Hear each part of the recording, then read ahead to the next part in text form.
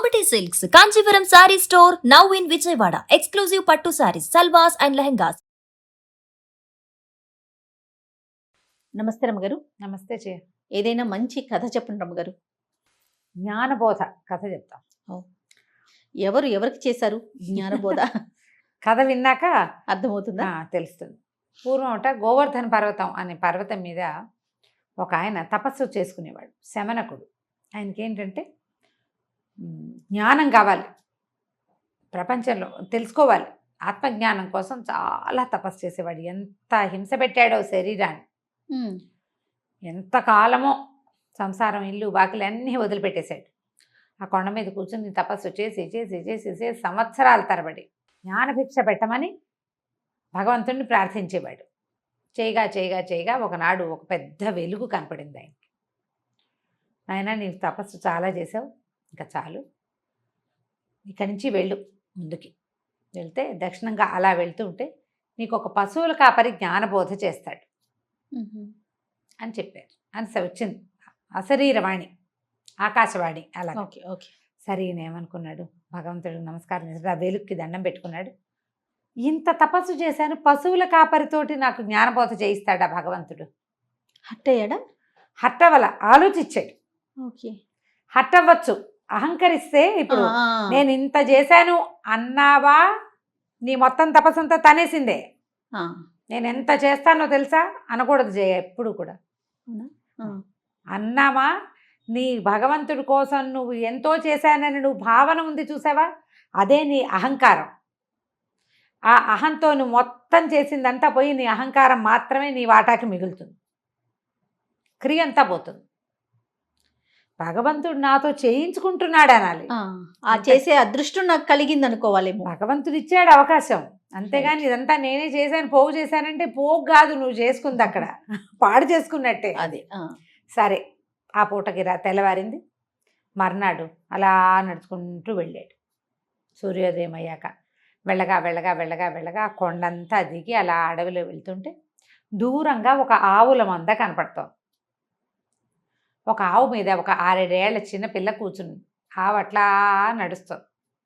అక్కడి నుంచి వెనక నుంచి ఒక మురళి నాదం వినపడుతోంది.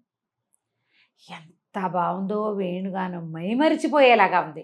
ఆ గొడ్లన్నీ, ఆవులన్నీ ఎలా నడుస్తాయి, ఎలా నడుచుకుంటూ పోతున్నాయి ఆ సంగీతంలో పడి. ఆ పిల్ల కూడా తలకాయ ఊపుతోంది పాటకి. అదేం ఆవుని అదిలించట్లా, కూర్చునింది బొమ్మలాగా.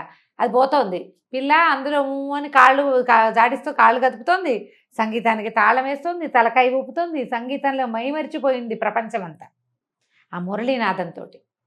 సరే, ఈయన మురళి ఎవరు వాయిస్తున్నారో చూసి వాడు కూడా ఓ 20 ఏళ్ళు, 21, 22 సంవత్సరాలు ఉంటాయి కుర్రాడికి, పశువుల కాపరి. వీడే అయ్యి ఉంటాడు, ఇంకెవరు కనపడలా అని అనుకుని ఆయన దగ్గరికి వెళ్ళాడు. నాయన, ఎంత అదృష్టవంతుడు పోయి, ఏమి గానం నీది, పశువులన్నీ కూడా నీకు లీనమైపోయి వింటున్నాయి అని, ఇంత చిన్న వయసులోనే చాలా గొప్ప జ్ఞానబోధవంతుడు అయ్యావు నువ్వు అని నమస్కారం చేస్తే కుర్రాడు తెల్లబడికి ఉంటుంది. మీరు పెద్దవాళ్ళు నాకు దండం పెడతారు, మీకు తెలుసు ఆ కొండ మీద ఎవరో తపస్సు చేసుకుంటున్నారని, ఆయన ఈయనే అయి ఉంటాడు అనుకున్నాడు. మీరు మహానుభావులు పెద్దవాళ్ళు నాకు దండం పెడతారంటారేంటండి, నాకేం జ్ఞానం ఉంది, ఇది వాయించడం గొడ్లు తోలుకోవడం తెప్పిస్తే నాకేం తెలీదు.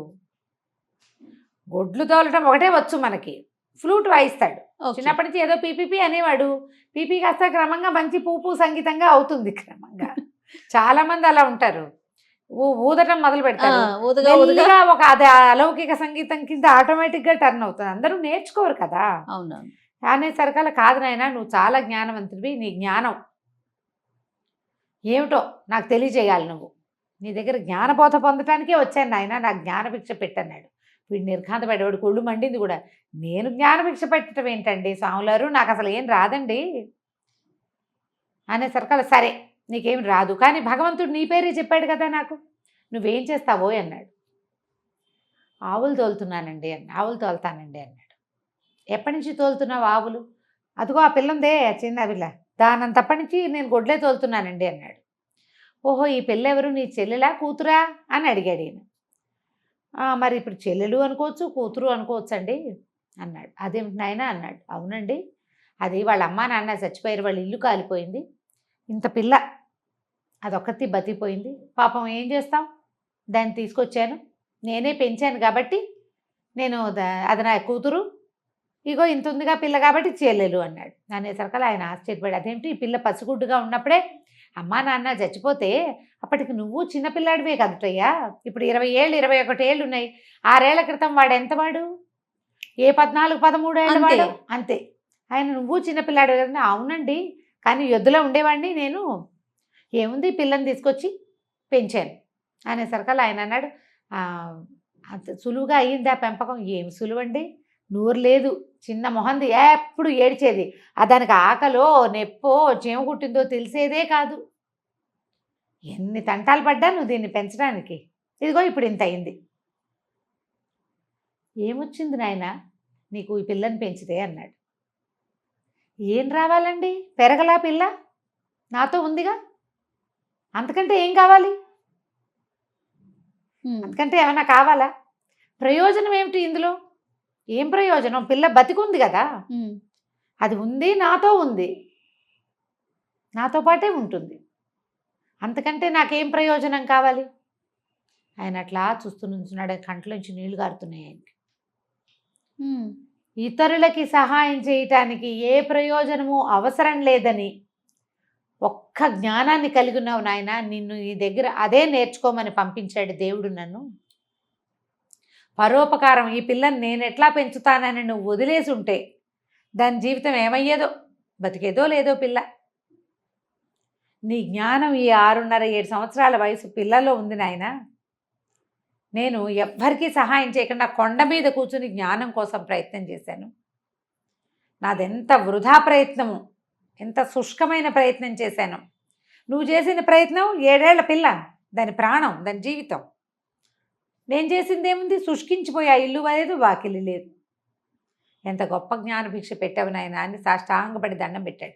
వాడి నిర్ఘాంతపై చూసాడు. సాములాట్ల మాటలు మనకు అర్థం కావు అనుకుంటూ, నువ్వు చేసింది చాలా గొప్పదేంటి, ఏం గొప్ప ఏముంది ఇందులో అనుకుంటున్నాడు. చాలా సింపుల్గా, ఏం లేదు అందులో.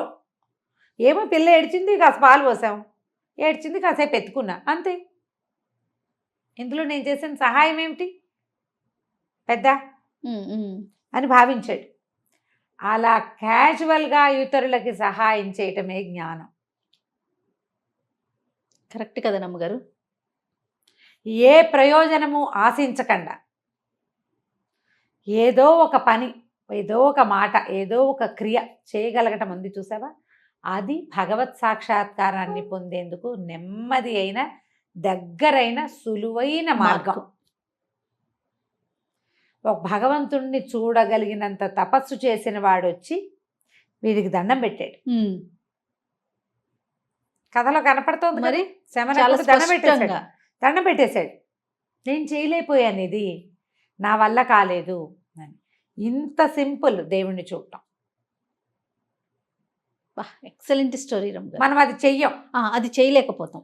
పెద్దవి చేయాలనుకుంటాం, ఏదో యజ్ఞం చేసేయాలి, అది చేసేయాలి, హోమం చేసేయాలి, పూజ చేసేయాలి, దానికి 108 రకాల కమలాలు, 108 కమలాలు కొనుక్కురావాలి, అది తెచ్చుకోవడం కోసం అక్కడెక్కడికో వెళ్ళాలి. పక్కనున్న మనిషికి సహాయం చేయమండి, చెయ్యం. దేవాలయాల్లో పువ్వుల కోసం లక్షల రూపాయలు విరాళాలు ఇస్తారు ప్రతి సంవత్సరము. ఇవ్వకూడదని కాదు, దాంతోపాటు ఇంకెవరికైనా సహాయం చేయొచ్చు కదా. నీడీ పీపుల్కి, అవసరమైన వాళ్ళకి బతికేందుకు ఒక ఆసరా ఎందుకు ఇవ్వకూడదు? అవును, అది కదా భగవంతుడిని చేరే మార్గం. ప్రార్థన చేసే పెదవుల కన్నా సాయం చేసే చేతులు చాలా గొప్పవి. భగవంతుడికి అత్యంత ప్రీతిపాత్రమైనవి ఆ చేతులు. నువ్వు ప్రార్థించకపోయినా పర్వాలా, సహాయం చేయి. నువ్వు ఎంత ప్రార్థించినా ఇతరులకి ఉపయోగపడని నిన్ను భగవంతుడు వల్లడు, ఆయనకు నచ్చదు, సహించడు. ఎంత అద్భుతమైన ప్రార్థన చేసినా కూడా కదరమ్మ గారు, ఎంత అద్భుతమైన ప్రార్థన చేసినా కూడా సహించడు, నిన్ను దగ్గరికి చేసుకోడు. నువ్వు భగవంతుడిని చేరాలి అంటే ఇలాంటి జ్ఞానాన్ని కలిగి ఉండాలి. నిర్మమంగా, నిర్లోభంగా సహాయం చెయ్యి. నేను ఏటా అక్కడ ఇస్తానండి, ఇక్కడ ఇస్తానండి, అది చేస్తానండి, ఇది చేస్తానండి, బర్త్డేలకు అది వివో చేస్తానండి చెప్పకు, చెయ్యి అంతే. దానివల్ల నీకేం ప్రయోజనం వస్తుందో చూడకు. పోన్లే, వాళ్ళకి ఏదో ఒక రోజు గడుస్తుంది అంతే, నాకు అవకాశం ఉంది కదా అని భావించు. నువ్వేం చేస్తున్నావో లిస్ట్ అవుట్ చేసి చూపించకూడదు. ఈ సహాయాలు క్వాలిటీని బాగా చెప్పకూడదు. చూస్తాం రమ్మగారు. అవును, ఇది ఎక్కువ ఉంటుంది. సహాయాలు ఇంత చేసి అంత చెప్పుకుంటూనే ఉంటారు. నేను కొంతమంది కాలేజ్ గర్ల్స్ తెలుసు జయ, నాకు ఇంజనీరింగ్ చదివే పిల్లలు ఆ కాలేజ్ నుంచి వచ్చే దారిలో ఒక ఓల్డేజ్ హోమ్ ఉంటుందిట. ఓ 2-3 అమ్మాయిలు అక్కడికి వెళ్ళి వాళ్ళకి అక్కడ ఉన్న సర్వీస్ పెద్దవాళ్ళకి ఏదో సర్వీస్ చేసి కొంతమందితో అలవాటు చేసుకుని, అదేమి సినిమాటిక్గా ఎవరికైనా పోస్టులు కూడా పెట్టలేదు. వాళ్ళు ఎప్పుడు ఫేస్బుక్లో ఉంటారు, కానీ ఏనాడు ఆ విషయాన్ని Expose ఎలాగో చేయలే. పబ్లిక్ చేయలే. ఎంత నచ్చిందో నాకు ఆ విషయం. సింపుల్గా సామాన్యంగా ఉండే ఆ పిల్లలు చాలా బుద్ధిమంతులుగా తోచారు నాకు. ఇది కదా భగవంతుని చేరే మార్గం, అవును. ఉత్తమ మానవ లక్షణాలు. అవి కదా మనం నేర్చుకోవాలి. ఖచ్చితంగా అండి, ఈ కథని జ్ఞాపకం పెట్టుకోండి, తప్పకుండా రమ్మగారు. ఇతరులకి తెలియచేయండి, పిల్లలకి చెప్పండి. మంచి కథ, ఇందులో లోపలి విషయాన్ని గ్రహించండి. అద్భుతమైన స్టోరీ అండి. నమస్తే నమస్తే.